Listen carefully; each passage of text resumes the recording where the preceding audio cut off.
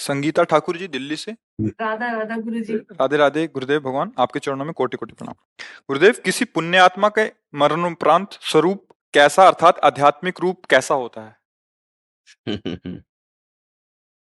देखो, पुण्यात्मा का नहीं होता है, भजनानंदी का होता है। पुण्यात्मा और पापात्मा की गतियां होती हैं। पुण्यात्मा आदि स्वर्ग आदि लोगों को जाते हैं, पापात्मा आदि अधम योनियों को, नरक आदि को प्राप्त होते हैं। जो पुण्य आत्मा होते हैं वो देव शरीरों को अपने पुण्य के अनुसार प्राप्त करते हैं।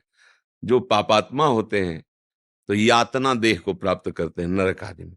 फिर यहाँ जो जन्मते हैं अपने पुण्य और पाप के अनुसार उनकी रूप आकृति, उनका कुल, उनका धन संपत्ति आदि से संबंध होता है। ये कोई खास बात नहीं। खास बात है भजन करके क्या स्वरूप की प्राप्ति होती है। उसमें जो भाव किए जाते हैं, जैसे दास्य भाव, ब्रह्म भाव शांत भाव है, ब्रह्म भाव में मोक्ष प्राप्त हो जाता है।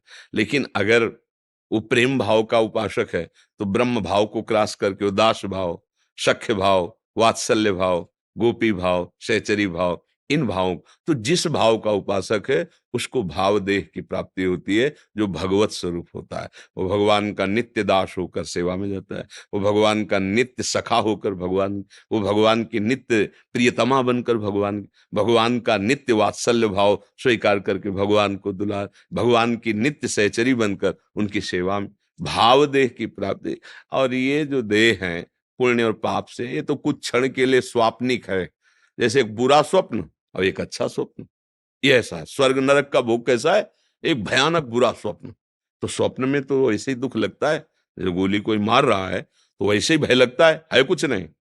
ऐसे ही ये नरक स्वर्ग जो है ये माइक है। जो माइक है तो ना सतो विद्यते भाव, ना भाव विद्यते सत्ता। असत की सत्ता ही नहीं है तो हम उसका क्या वर्णन करें जिसकी सत्ता ही नहीं। सत्ता है भाव देह की।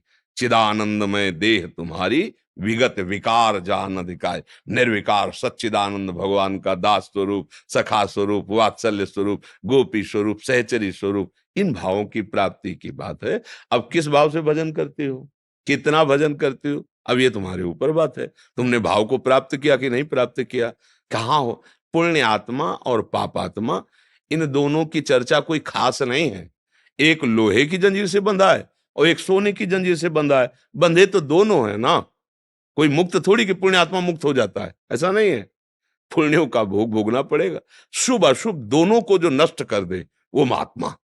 और फिर उसके देह की, भाव देह की चर्चा होती, फिर तो साक्षात ब्रह्म स्वरूप ही होता है। ब्रह्मविद ब्रह्म ही भवति। जी।